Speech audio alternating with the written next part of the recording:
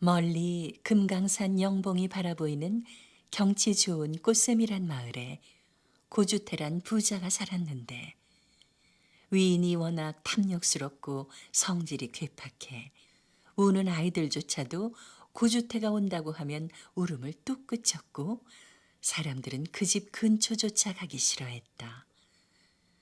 어느 날 대문 밖에서 동량을 청하는 소리를 듣고 달려나간 고주태는 아이를 거느린 거지 부부가 서 있는 걸 보자 벼락같이 달려들어 사정없이 뺨을 갈겼다. 이놈아, 능력이 없으면 나치를 말 것이지. 쥐 맘대로 싸질러 놓고 내 집에 와서 밥을 달라고? 이 쓸개 빠진 놈. 네 놈은 빠져도 싸다, 이놈아. 아비가 맞는 걸 본 아이들이 울음을 터뜨리자 그 어미도 슬피 우니 거지 가족의 낭자한 울음소리에 기분을 잡친 듯 구주태는 눈살을 찌푸리며 휑하니 안으로 사라졌다. 구주태는 스라에 일남 일녀를 두었는데 아들 금동이는 욕심으로 보나 심술로 보나 애비 못지않게 똘똘해 구주태 부부의 사랑을 독차지했으나 벙어리로 태어난 딸 언년이는 부모의 냉드 속에서 천덕꾸러기로 자랐지만 심성만은 누구보다 착한 소녀였다. 그날 불쌍한 거린 가족에게 몰래 쌀자루를 건네준 언년이는 금동이의 고자질로 고주태에게 걸려 매타작을 당했다. 화가 머리끝까지 오른 고주태는 언년이를 골방에 가두고 밥도 주지 말라며 길길이 뛰었다. 시주하십시오. 탁발승이 두드리는 목탁 소리를 듣고 고주태의 눈이 살쾡이처럼 빛나기 시작했다. 그는 자리를 박차고 일어나 오줌통을 들고 나가 스님에게 쏟아부었다. 얘 따윈 돌죽 놈아, 이거나 먹어라. 고주태는 오줌을 뒤집어 쓰고 있는 스님을 보며 낄낄거리고 웃었다. 어리석은 중생이 저승길에 지척에 있는 줄도 모르고. 스님은 가엾다는 듯 고주태를 바라보더니 장삼자락을 날리며 표표히 사라졌다. 뭐 저승? 사지육신이 이렇게 멀쩡한데 내가 죽기는 왜 죽어? 저놈이 악담을 해도 유분수지. 호기롭게 큰 소리 치면서도 스님의 말이 왠지 캥기는 고주태였다. 그날 밤 소피가 마려워 잠이 깬 고주태는 웬 검은 옷을 입은 사람이 자신을 노려보고 있는 걸 보았다. 얼굴은 창백하다 못해 푸른 기운이 감돌았고 형형한 눈빛은 폐부를 찌를 듯 쳐다보기만 해도 오금이 저리고 몸이 떨려왔다. 누구시오? 널 데리러 저승에서 온 사람이지. 저승 찾서. 고주태의 얼굴은 파랗게 질렸다. 너희의 명이 다 되었음을 일러주러 왔다. 오는 금음날 데리러 오겠으니 준비하고 있거라. 아직 쉰도 안 되었는데요. 네 악행에 비하면 오래 산 줄 알아야지. 그럼 금음날 보세나. 고주태는 돌아가려는 저승차사의 도포자락을 붙잡고 늘어졌다. 아이고 처사님, 제발 좀 살려주시오. 내 재산의 반을 떼어주겠소. 억만금인들 하루 목숨을 살 수가 있으랴. 웃음소리를 남기고 저승차사는 사라져갔다. 차사님, 저승 차사님. 목매어 부르다 번쩍 눈을 떠보니 꿈이었다. 고주태 이마엔 식은땀이 흘렀다. 그러고 보니 저승길이 지척에 있다던 그 스님의 말이 빈말이 아닌 것 같았다. 날이 밝자 고주태는 유점사로 스님을 찾아갔다. 그는 스님 앞에 무릎을 꿇고 지난번의 무례를 용서해달라 빌고 만냥을 시주하겠으니 죽음을 피할 방도를 일러달라고 애원했다. 방법이 전혀 없는 건 아니지만 그게 뭔데요? 당신 대신 저승에 갈 사람을 구하면 되지요. 허나 그게 어디 쉽겠소. 그러니까 나 대신 죽여줄 놈을 구하면 된다 이거요? 그렇소이다. 난 또 뭐라고? 그렇게 쉬운 걸 가지고. 만냥은 좀 그렇군. 내 약속을 했으니 100냥 드리리다. 고주태는 스님께 엽전 꾸러미를 던지고는 신바람을 내며 산을 내려갔다. 동네 어귀의 돌다리 밑에 한 거린이 살고 있는데 그는 원 없이 한번 실컷 먹어보고 죽는 것이 소원이라고 했다. 고주태는 옳았구나 하고 그 거린을 모셔다 원하는 음식을 모두 차려주었다. 평소 인색하기 그지없는 고주태였지만 목숨이 걸린 마당에 무엇을 아끼겠는가. 아이고, 이제 죽어도 여한이 없소이다. 이 은혜를 어떻게 갚지요?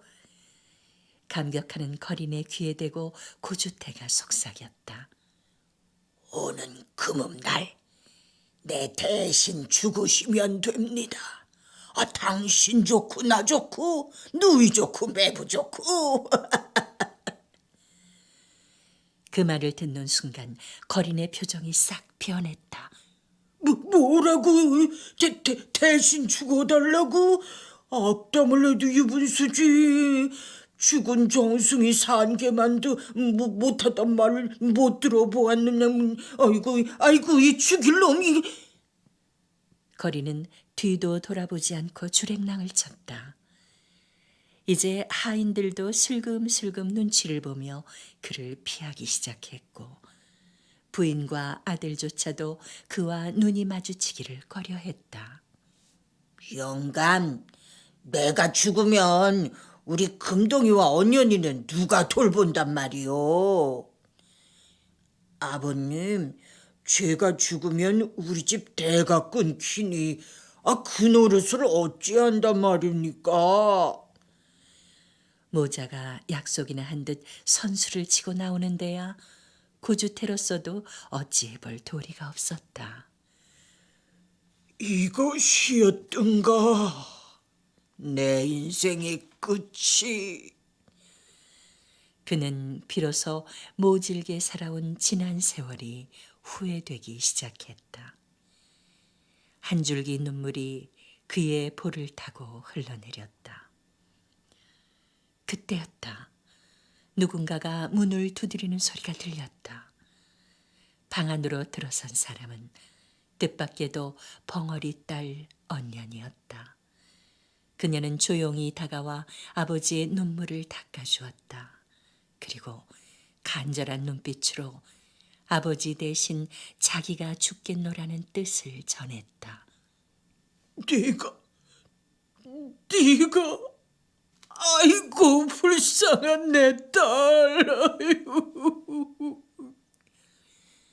고주태는 딸을 끌어안고 뜨거운 눈물을 흘렸다. 금음날 밤이 왔다. 언년이는 고주태의 옷을 입고 안방 윗목에 이불을 둘러쓰고 누워 있었다. 삼경을 알리는 산사의 종소리가 아스라이 사라져갈 무렵 저승차사가 찾아왔다. 그녀는 기다렸다는 듯 저승차사를 따라 나섰다.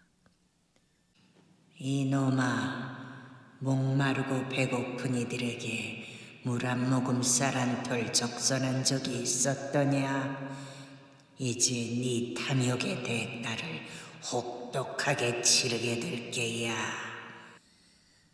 저승차사는 음산하게 웃었다. 여봐라, 저놈이 생시에 저지른 악행이 어떠하였는지 직접 보여주어라. 염라대왕의 추상 같은 명령에 저승차사가 명경을 들고 와 언년이 앞에 놓았다. 생시에 언년이가 베푼 선행들이 거울 속에 파노라마처럼 펼쳐지기 시작했다.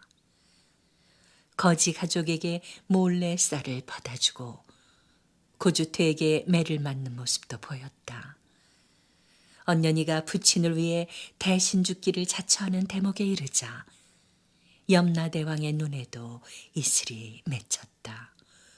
저토록 착한 아이가 있다니, 저토록.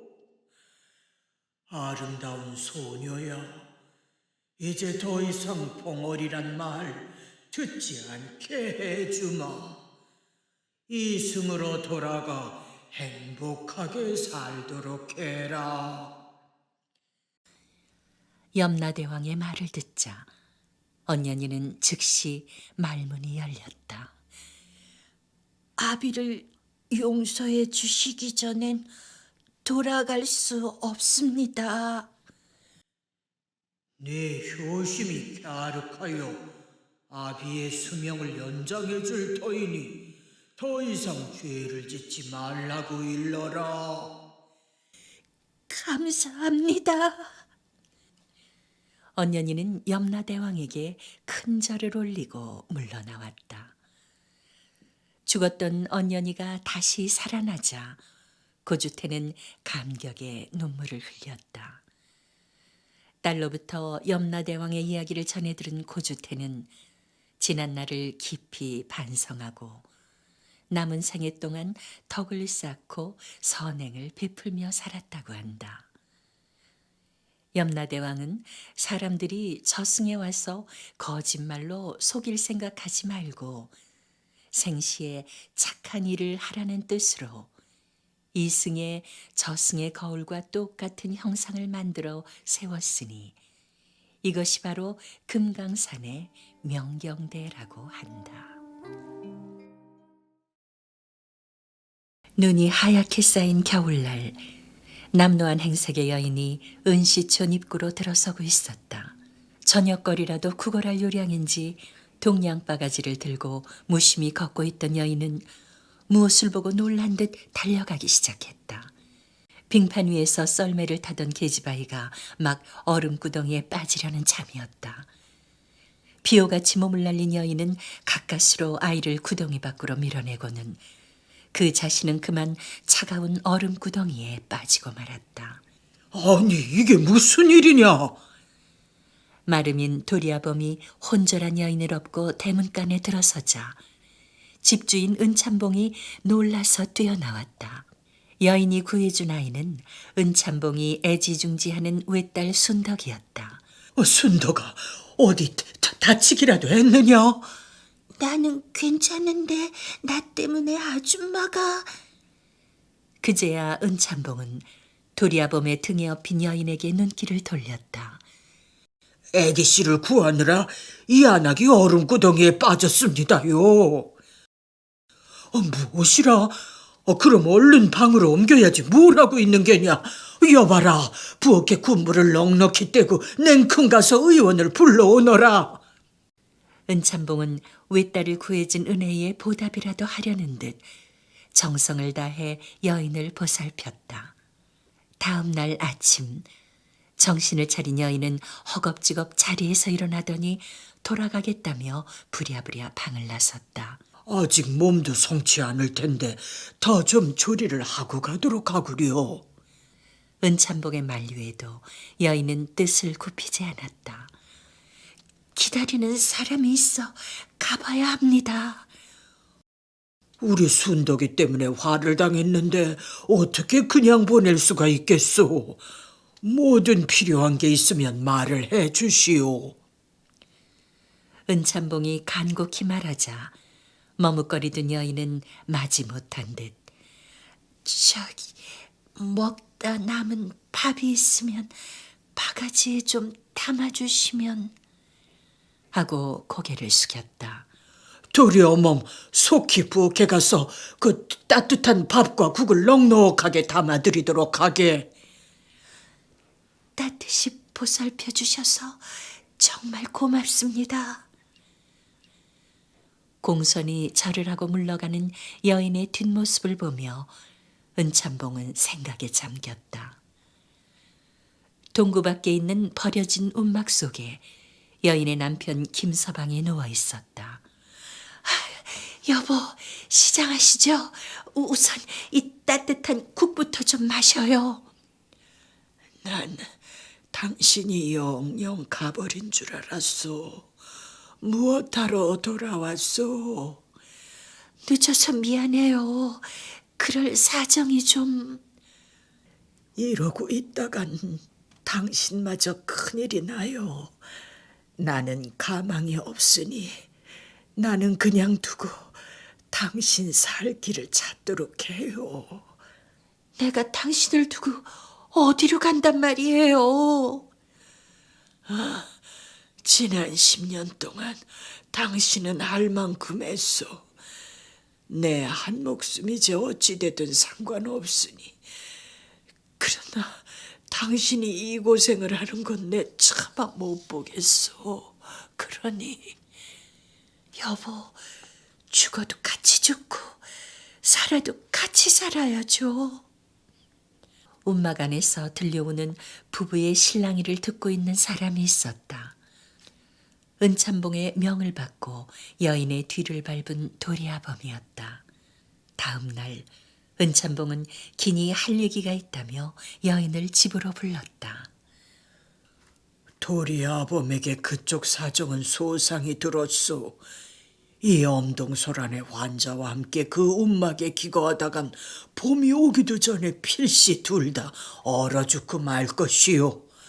내 이 사랑채를 내어줄 터이니 부군과 함께 여기서 기거하도록 하시오. 둘이 살아갈 생활비는 물론 약값도 내가 대어줄 것이오. 예? 놀라는 여인을 보며 은참봉은 눈을 지그시 감았다. 대신 내 청을 들어주시오. 청이시라면? 나는 3년 전에 부인과 사별하고 혼자 살아가고 있소. 슬하에 오직 딸 하나뿐 아들이 없으니 후사가 걱정이라오. 내 재혼도 생각해 보았으나 순덕이가 새엄마는 싫다고 기를 쓰고 반대를 하는구려. 은참봉은 말을 끊고 잠시 뜸을 들인 후 무겁게 입을 열었다. 부인, 내 아들 하나만 낳아주시오. 하면 부인이 원하는 것 무엇이든 내 다 해주겠소. 순간 여인은 가슴이 쿵 내려앉는 것 같은 충격을 받았다. 쇳내더러 이부종사를 하라는 말인지요? 그게 남편도 살리고 부인도 사는 길 아니겠소. 쇳내 서방님을 살릴 수만 있다면 무슨 짓이라도 하리라 결심했지만 그 짓만은 할 수 없습니다. 죄 아무리 명분이 귀하다 한들 사람 목숨보다 귀하겠소. 부군과 잘 상의해 내 진심을 받아주기 바라오. 움막으로 들어서는 아내의 기색이 예사롭지 않은 걸 본 김서방이 걱정스레 물었다. 참봉 어른이 뭐라고 했소? 그 양반이 사랑채를 빌려줄 테니 따뜻한 방에서 당신 몸조리를 시켜드리라고. 그게 정말이요? 예, 병구안도 해주고 약도 대주시겠다고. 이런 고마울 때가 헌데 그 어른이 그렇게 인심을 쓰는 연유가 뭐요?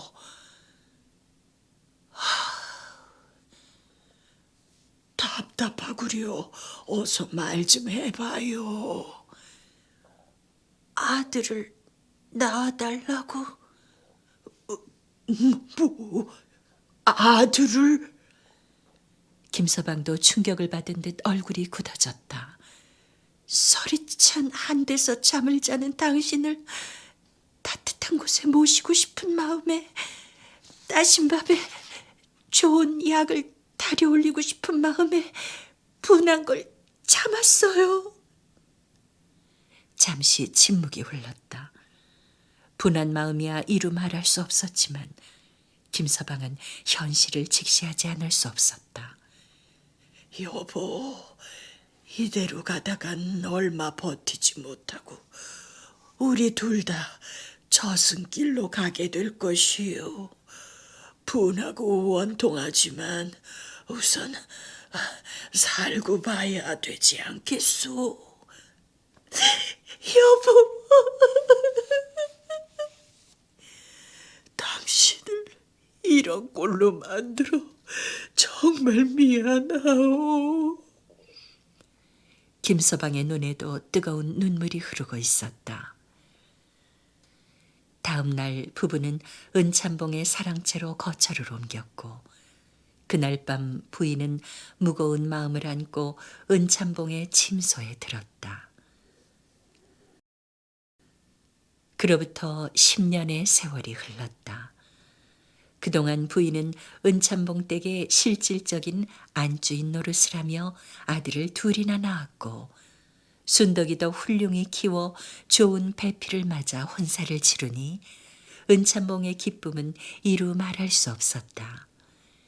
부인은 남편 김서방의 병고 안에도 결코 소홀함이 없이 정성껏 보살피며 아내로서의 할 바를 다했다.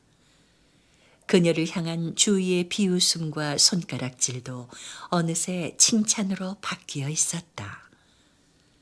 그런 어느 날 김서방은 아내의 품에 안겨 조용히 눈을 감았다. 그동안 잘 보살펴 주어 고맙다는 말을 남긴 채 은참봉은 김서방의 장례를 성대하게 치러주었다. 사람들은 부인을 향해 혹을 떼어버렸으니 이제는 은참봉의 정실로서 활개를 치며 살 수 있을 거라며 부러워들 했다. 장례를 치르고 돌아온 날 밤, 집안 식구들이 모두 잠든 시각에 아이들의 방에 들어간 부인은 자고 있는 두 아들의 손을 모아쥐고 가슴에 품었다. 오래도록 눈에 담아두려는 듯 하염없이 아이들을 바라보는 부인의 눈에 어느새 눈물이 흐르고 있었다. 잠시 후 마당으로 내려선 부인은 은참봉이 자고 있는 방을 향해 큰 절을 올렸다. 다음 날 김서방의 무덤 앞에서 자결한 부인의 시신이 발견되었다. 은참봉에게 남긴 유서에는 아이들을 잘 키워달라는 당부와 함께 두 아들 중 하나를 김서방의 양자로 입적시켜 제사를 받들게 해달라는 부탁을 담고 있었다. 은참봉은 부인의 시신을 거두어 남편과 합장을 시켜주고 둘째 아들을 김서방의 양자로 삼아 그녀의 소망을 이루어 주었다. 사람들은 이씨 부인의 정절을 기려 연료비를 세워주었으니 이것이 두 남편을 섬기고도 연려 칭호를 받은 유일한 경우라고 한다.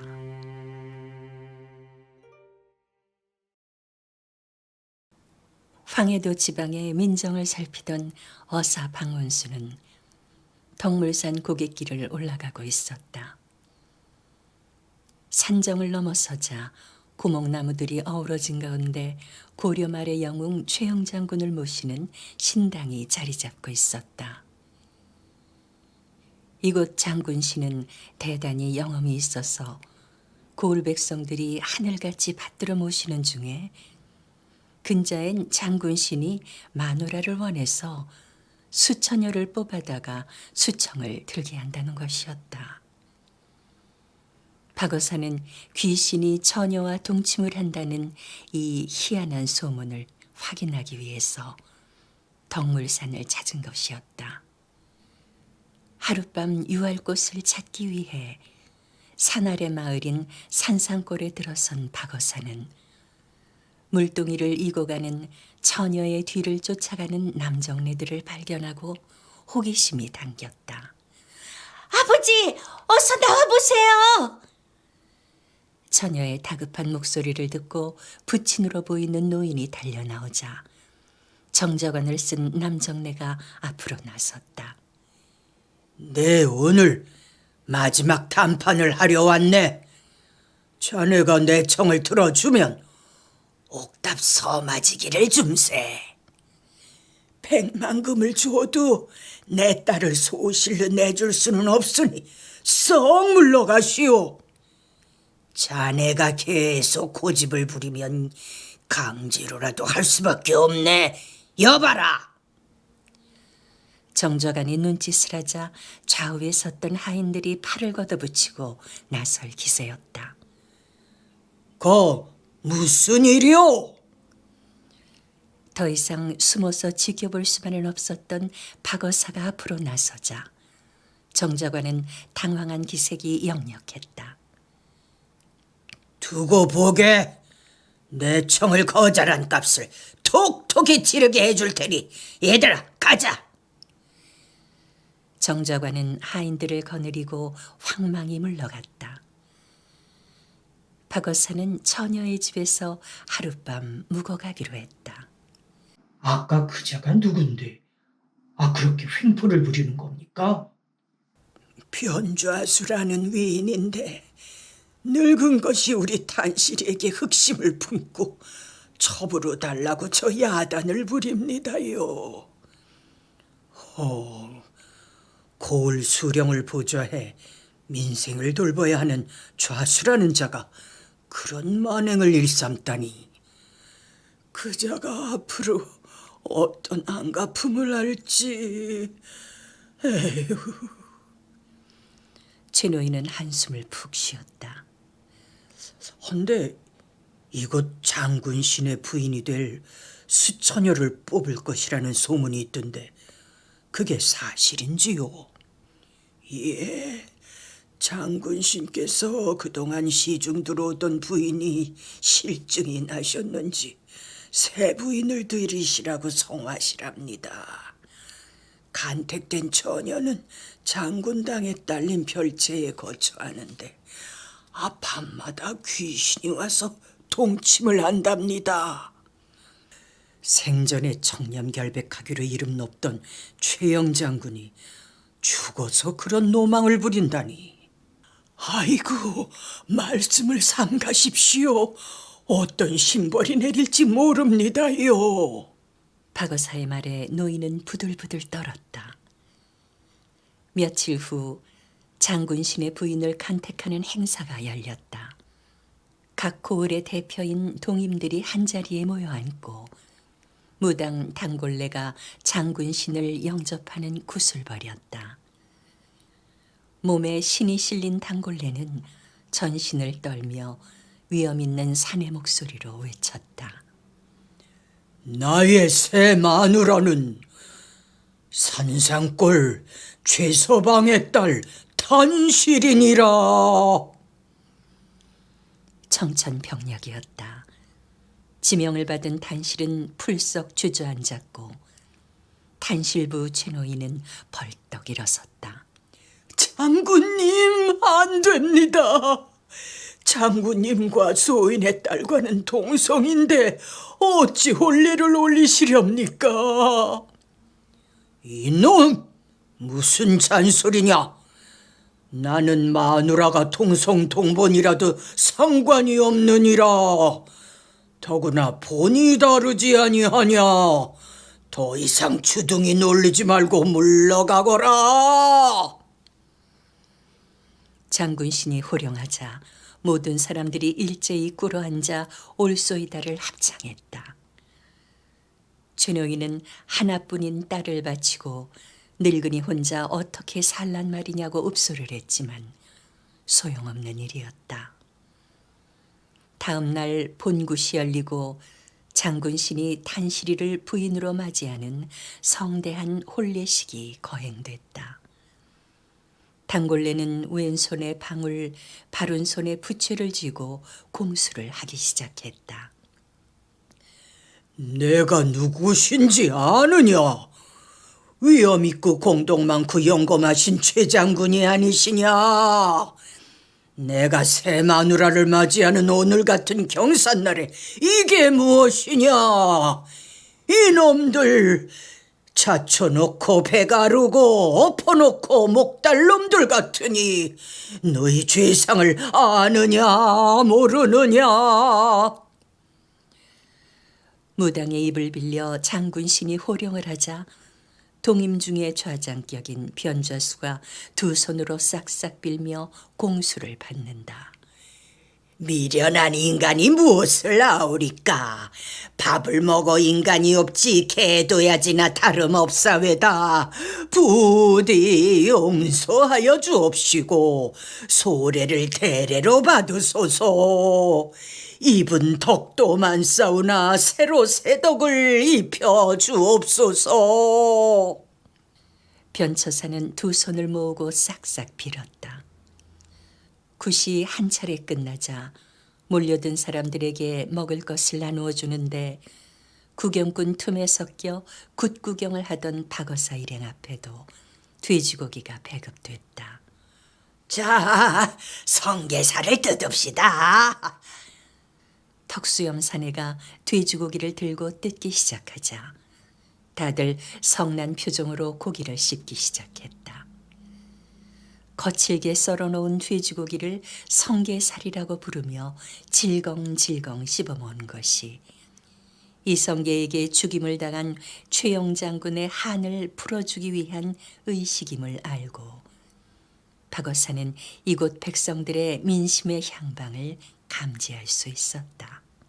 굿거리 12마당이 끝나고 구경꾼들도 모두 돌아가고 난 후 단골레는 신방을 차려놓은 병당으로 탄실이를 안내했다.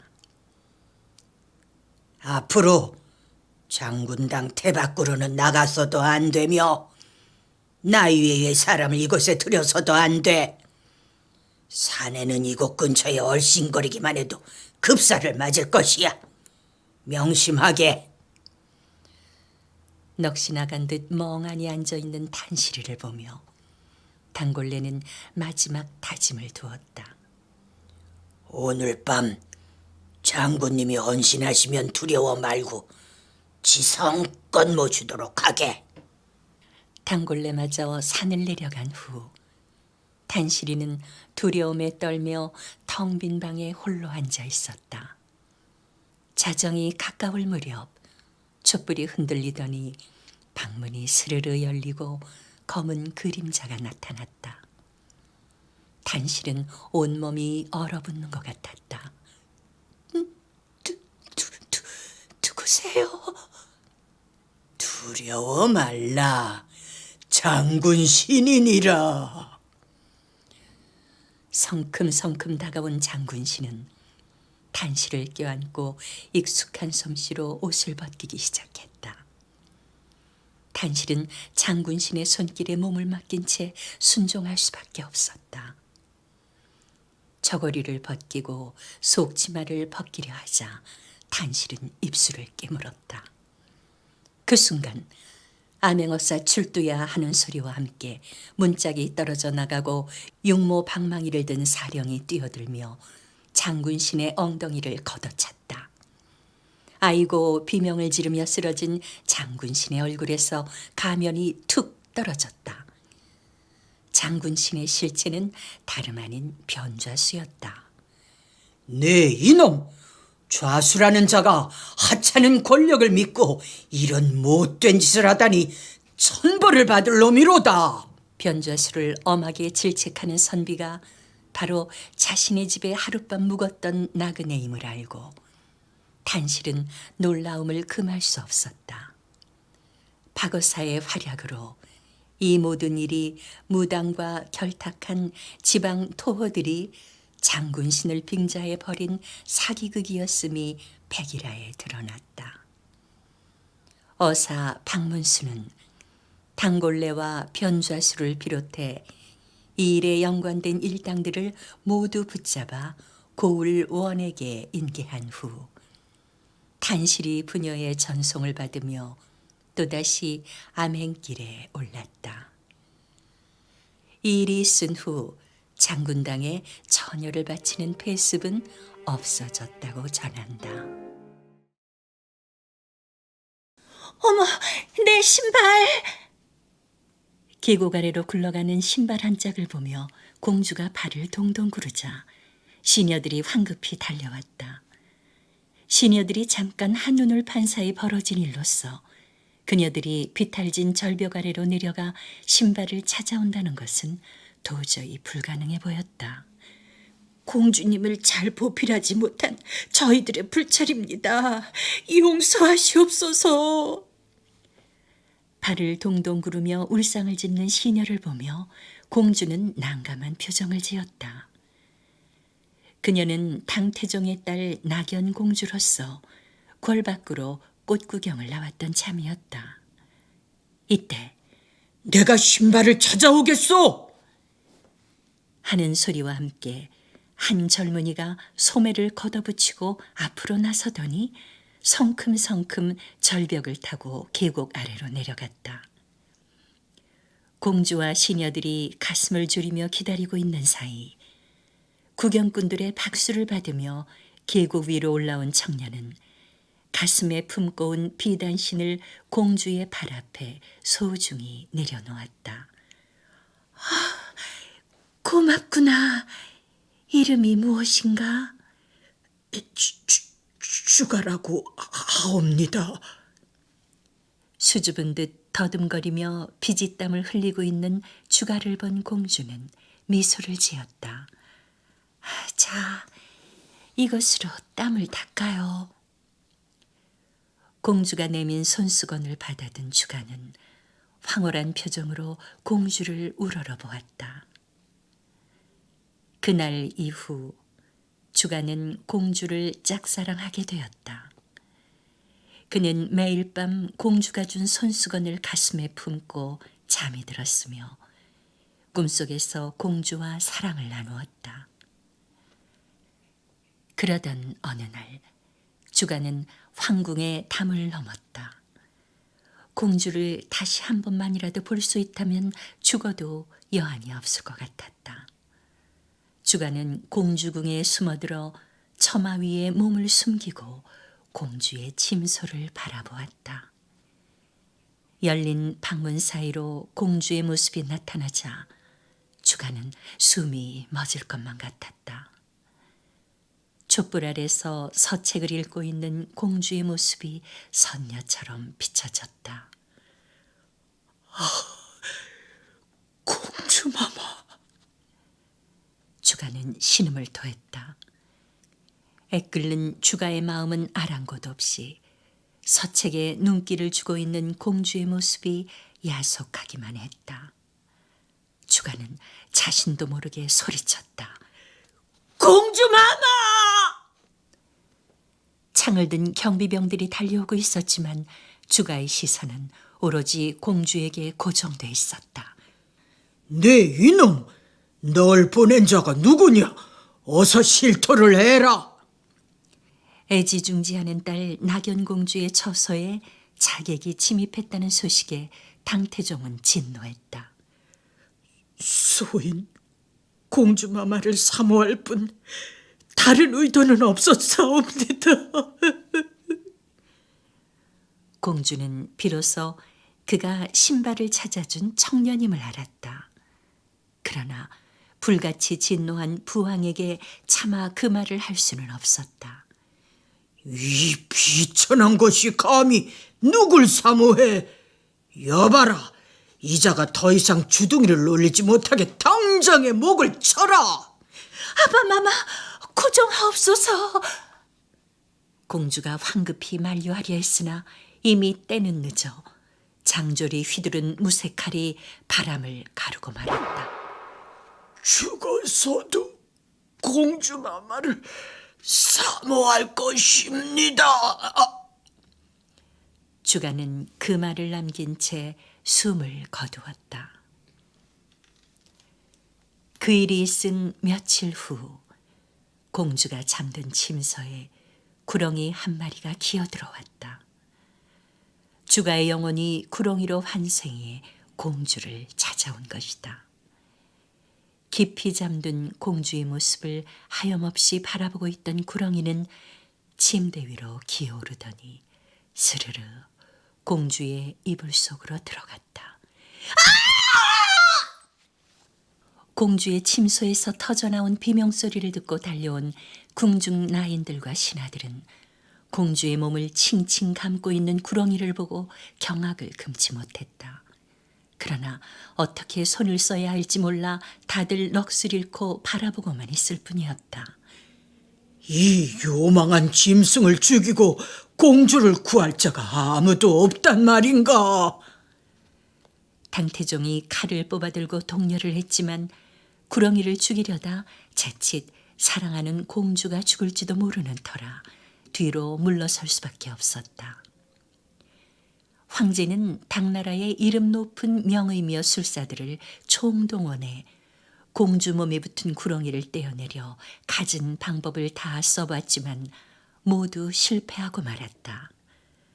이웃나라 신라에는 도력이 높은 고승들이 많아서 공주를 구해낼 수 있을 것이라 생각되옵니다. 노대신의 조언에 따라 당태종은 눈물을 머금고 사랑하는 공주를 물설고 낯선 신라 땅으로 보내게 되었다. 긴 여행 끝에 신라 땅에 당도한 공주는 서라벌의 유명 사찰을 순례하며 부처님의 도움을 간구했다. 서라벌에서 북상하던 공주의 발길이 청평사로 향하는 숲길에 이르렀을 때 주위에 늘어선 수많은 돌탑들이 공주를 맞아주었다. 돌탑 하나하나에 서린 이름 없는 이들의 정성어린 손길을 생각하며 공주는 오랜만에 마음의 평안을 찾을 수 있었다. 날이 저물자 공주는 계곡의 폭포수 옆에 자리한 작은 바위 동굴에 짐을 풀고 하룻밤을 지냈다. 이른 새벽 은은하게 들려오는 범종 소리에 눈을 뜬 공주는 구렁이에게 눈물로 호소했다. 저 위에 있는 사찰에 들려 부처님께 기도를 드리고 싶어요. 기도만 드리고 빨리 돌아올 테니 잠시만 나를 풀어주세요. 네. 공주의 애소를 들은 구렁이는 스르르 뙬리를 풀고 공주에게서 물러났다. 한순간도 공주 몸에서 떨어지지 않았던 구렁이로선 참으로 의외의 행동이 아닐 수 없었다.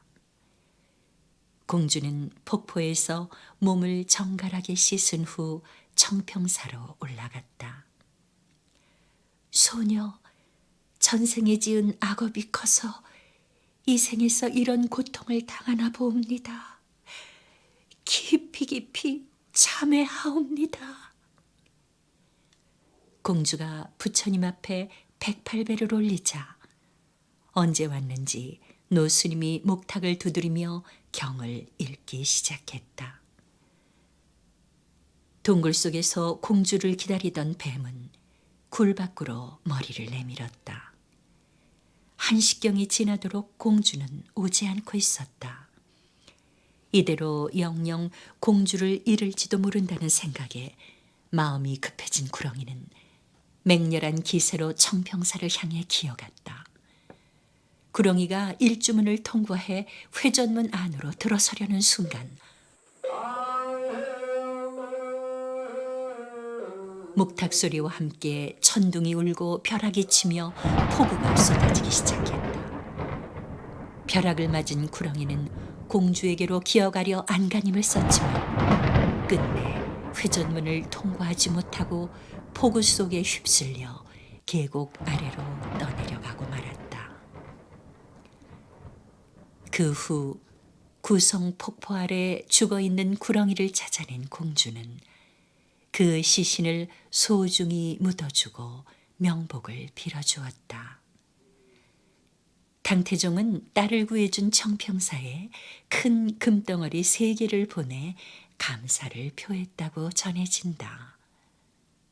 청평사의 회전문은 모든 전각들이 소실된 6.25 전란 속에서도 온전히 살아남아 보물 제164호로 지정돼 보존되고 있으며 공주가 목욕을 했다는 청평사 계곡의 구송폭포와 공주탕도 현존되고 있다.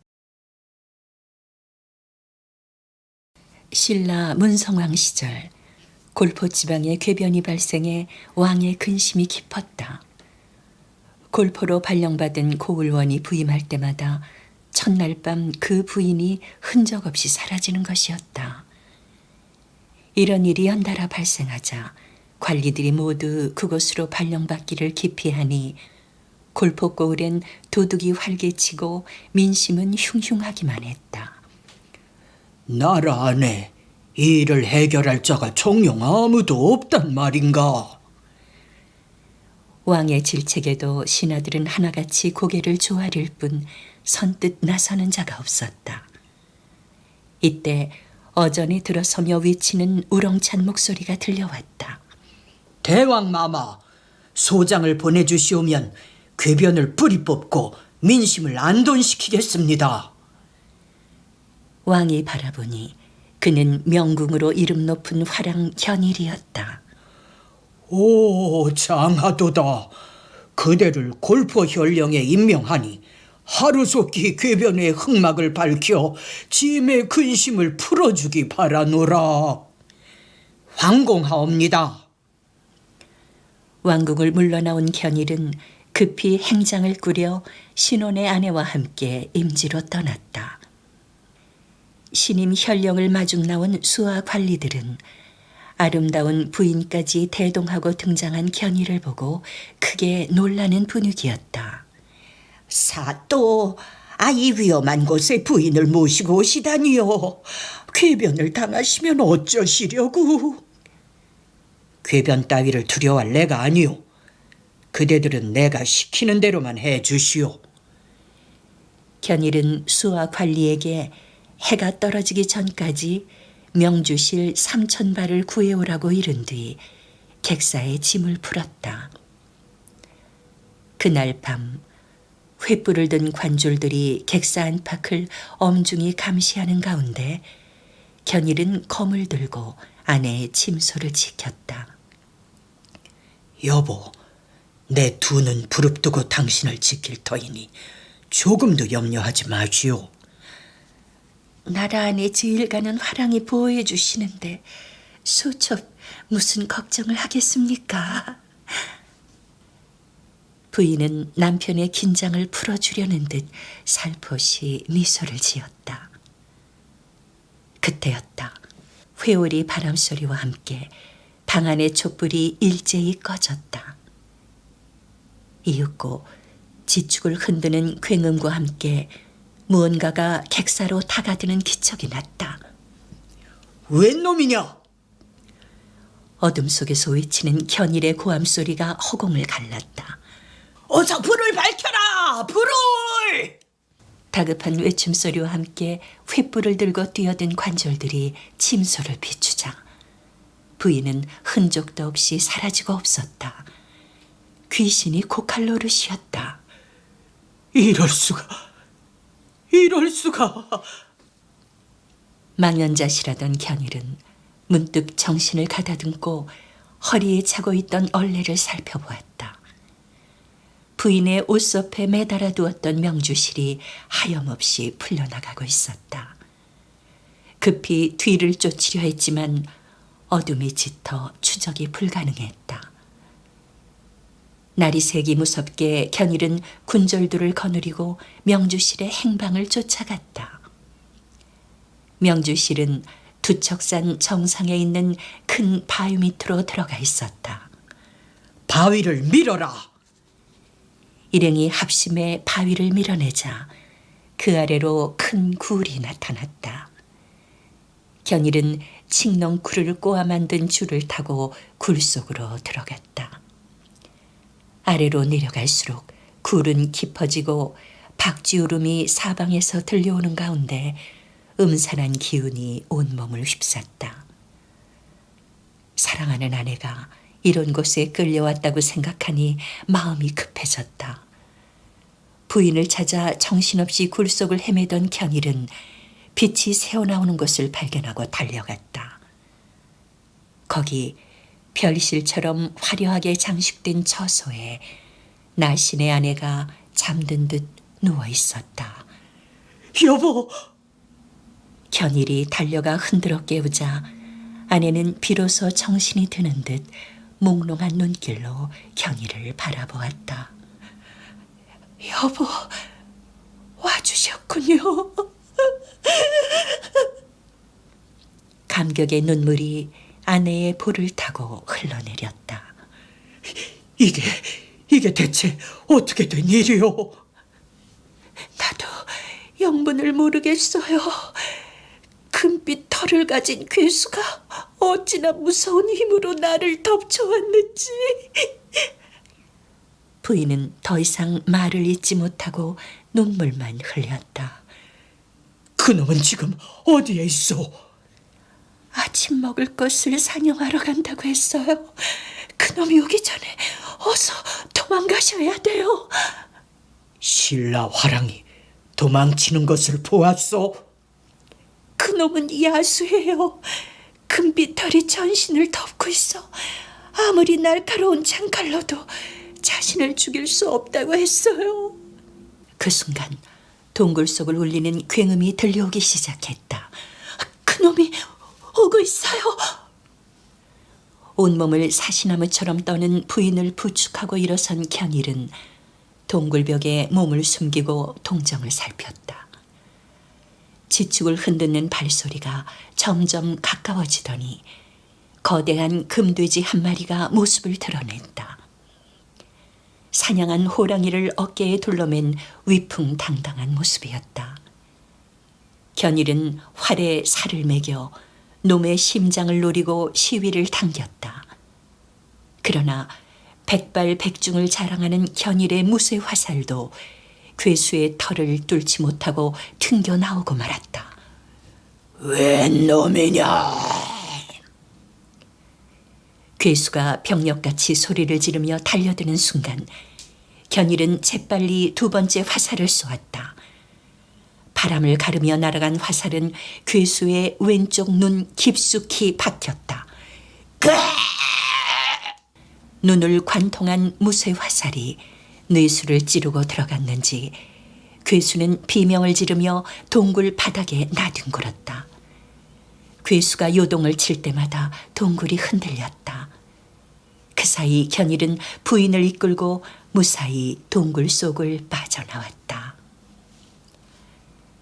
이로써 궤변은 사라지고 골포골에 흉흉하던 민심도 가라앉았다.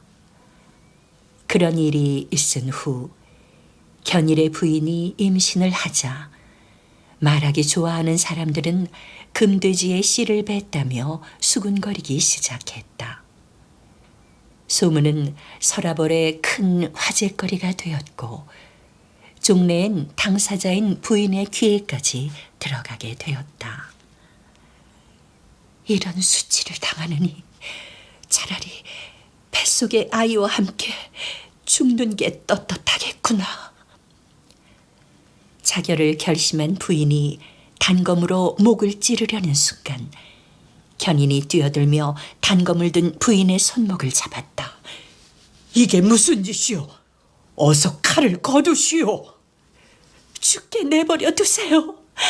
나와 이 아이는 당신에겐 수치요 가문에도 누가 될 것이니 싹을 잘라 화근을 없애는 게 좋을 것입니다. 부인, 그게 무슨 소리요? 뱃속의 아인 내 자식이요. 누가 뭐라고 해도 틀림없는 내 자식이요. 이 아이를 해친다면 비록 어미라 할지라도 용서치 않을 것이요. 견일이 간곡한 어조로 설득하자 부인은 비로소 칼을 거두고 남편의 품에 안겨 흐느껴 울었다. 이렇게 탄생한 아이가 바로 최치원이었다. 어려서부터 남달리 영특하고 어진 성품을 지녔던 아이는 금돼지 아들이라고 놀리는 말에도 전혀 개의치 않고 오로지 학문에만 전념했다. 최치원은 부친 견일의 권유로 12살 어린 나이에 당나라 유학길에 올라 6년 만인 18배의 과거에 응시해 당당히 장원급제를 했다. 당나라에서 벼슬살이를 하며 크게 문명을 떨치던 최치운이 고국 신라로 귀국한 것은 28세 때였다. 그 무렵 신라의 국군이 날로 쇠하여 가고 있음을 본 최치원은 진성 여왕을 아련해 상소문 시무 10조를 올렸다. 대왕마마, 인을 정치의 근본으로 삼고 도탄에 빠진 백성을 건져주옵소서. 골품제를 폐하고 유능한 인재를 널리 발탁하소서. 귀족들의 사치와 낭비를 막아 굶주리는 양민들을 구휼하옵소서. 최치원의 충언에 감동한 진성여왕은 그에게 아찬의 관직을 내리고 국정을 바로잡기 위한 일대 개혁을 단행하려 했다. 그러자 집권 세력인 진골 귀족들이 벌떼처럼 들고 일어났다. 골품제를 폐하라니 이는 나라의 근본을 흔드는 일이요. 우리가 사치와 낭비를 일삼아 나라가 망한다니 당치도 않소. 기득권 세력의 강력한 저항에 부딪혀 최치원이 바라던 국정개혁의 꿈은 무산되고 신라의 운명은 이미 돌이킬 수 없는 멸망의 길로 치닫고 있었다. 관직에서 물러난 최치원은 옛 골포 땅이던 하포연에 또다시 금돼지가 나타나 부녀자를 납치한다는 소식이 들려오자 부친 견일이 쓰던 활을 들고 하포로 향했다. 그는 하포 해안가에 자리 잡은 월영대에 올라 금돼지가 자주 출몰한다는 바다를 바라보았다. 멀리 달빛이 부서지는 파도 너머로 희미한 그림자가 다가오고 있었다. 최치원이 활에 살을 장전한 순간 바닷속에서 거대한 금돼지가 모습을 드러냈다. 네 아비가 쓰던 활이로구나. 금돼지는 애꾸눈을 번득이며 최치원을 노려보았다. 그렇소. 오늘은 이 화살을 피해가지 못할 것이오.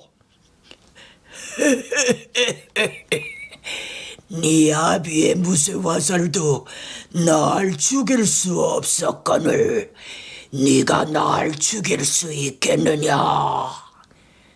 삽을 범정이라 요사스러운 것이 발음을 이기지 못하는 법이오.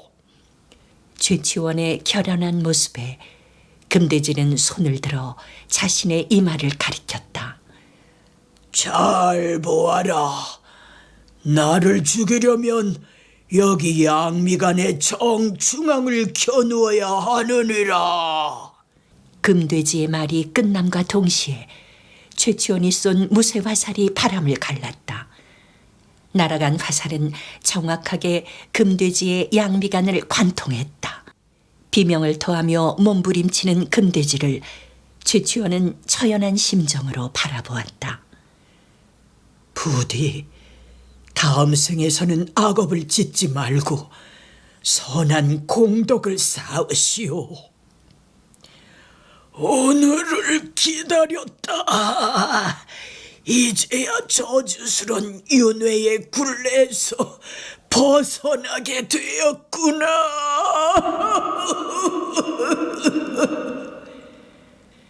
처절한 웃음소리를 허공에 남긴 채 금돼지는 바닷속으로 서서히 가라앉았다.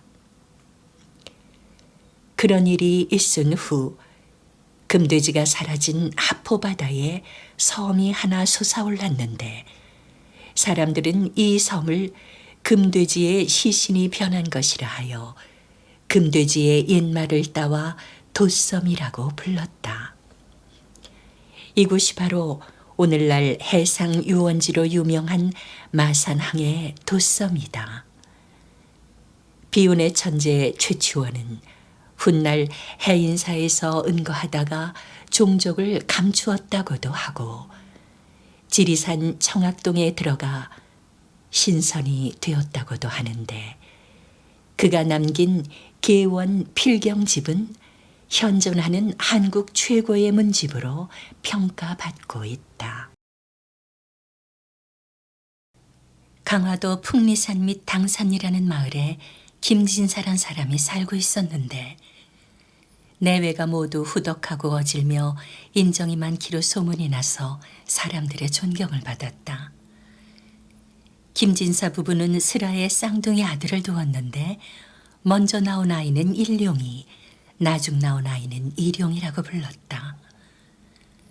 두 아이는 어려서부터 마치 부모가 기뻐할 일만 찾아서 하는 듯 글 공부도 알아서 척척 잘하고 효심 또한 깊었으며 형제간의 의도 좋았다. 그러니 김진사 부부의 쌍둥이 사랑은 각별했고 자식 자랑 또한 유별날 수밖에 없었다.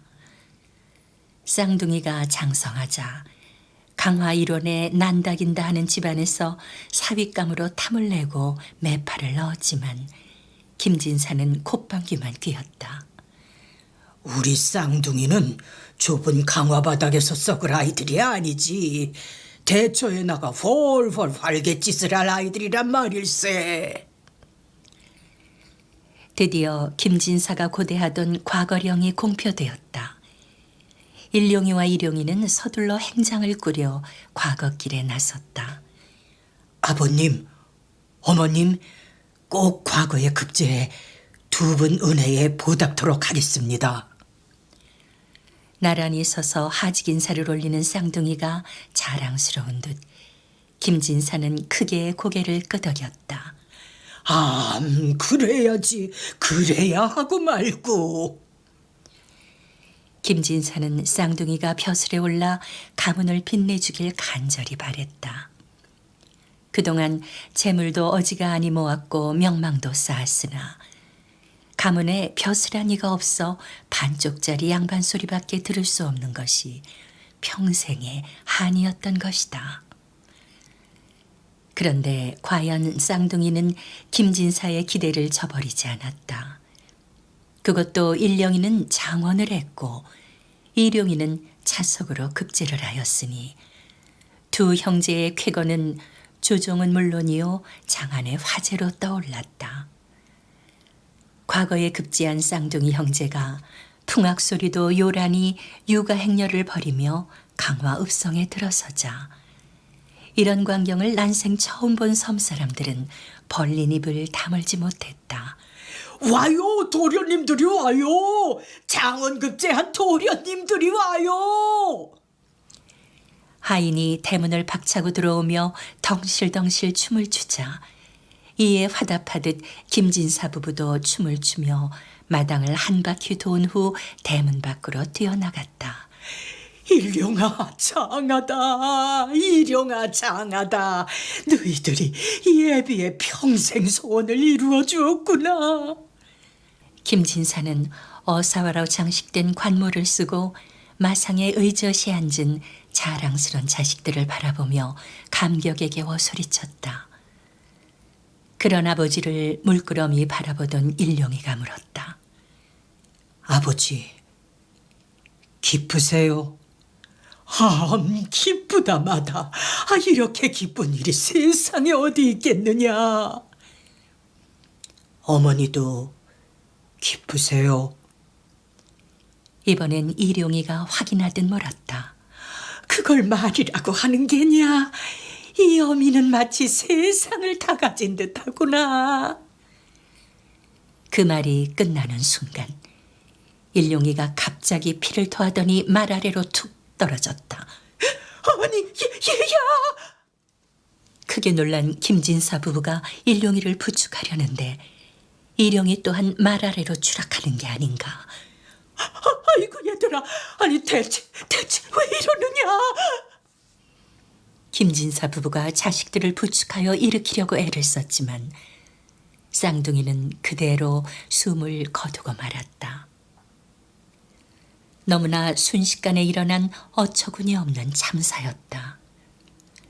한순간에 두 자식을, 그것도 그토록 감격의 순간에 모두 잃고만 이 기막힌 현실을 어떻게 받아들일 수가 있단 말인가. 김진사 부부는 억장이 무너지는 것 같은 충격에 휩싸인 채 그 자리에 혼절하고 말았다. 그로부터 수일이 지난 후 김진사 부부가 관하로 강화 유수를 찾아왔다. 자식을 잃은 고통이 얼마나 심했는지 두 사람의 몰골이 말이 아니었다. 김진사는 강화 유수 앞에 엎드려 눈물로 호소했다.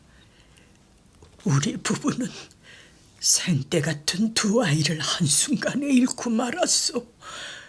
그것도 과거에 나란히 급제한 두 아들을 말이외다.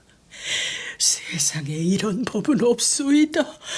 제 아무리 인정사정 없는 염라대왕이라 하지만 어떻게 이런 기막힌 짓을 한단 말입니까? 사토께서 이 기막힌 어버이의 한을 풀어주시기 바랍니다. 강화유수는 김진사의 호소를 듣고 뭐라 대답할 말을 찾지 못했다. 그가 생각해봐도 이건 해도 너무한 처사임이 분명했다. 그대의 말에 나도 깊이 공감하오. 허나 저승의 일을 이승의 일개 관장인 내가 어떻게 돌려놓을 수가 있겠소. 그러니 강화유수가 발뺌을 하려 하자 김진사 부인이 통곡을 하기 시작했다.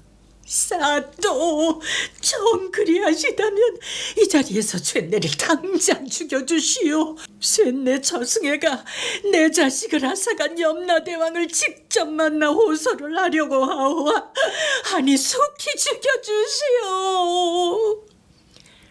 부인이 악을 쓰며 울부짖자 난처해진 강화유수는 아고, 사람이 죽고 사는 것은 인력으로서는 어쩔 수 없는 일이라곤 하나 이건 염라대왕의 횡포라고 아니할 수 없는 바 본관이 대책을 강구해 볼 터이니 그대들은 돌아가 기다리시오.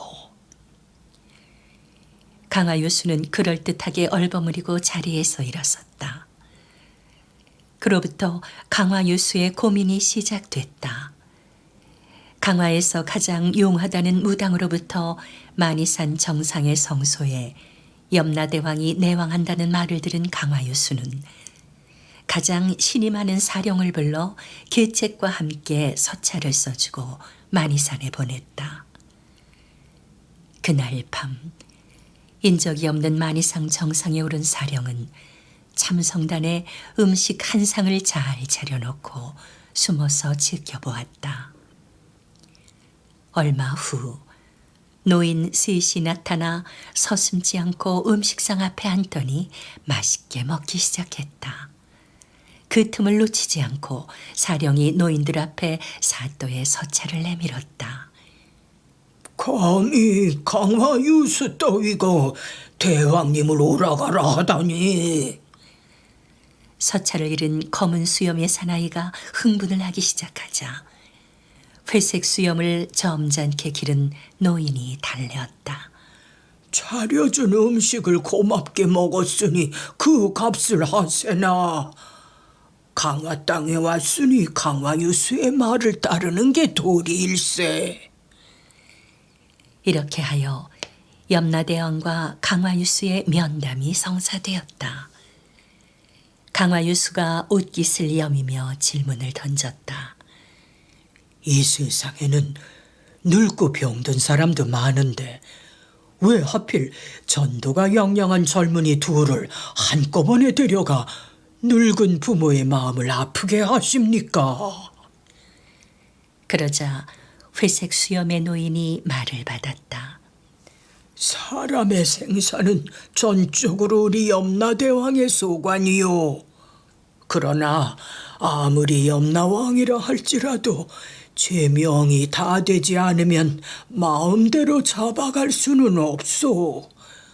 이번에 죽은 쌍둥이는 제명이 다 돼 잡아간 것이요. 사실 그 둘은 전생의 원수를 갚기 위해 태어난 아이들이라오.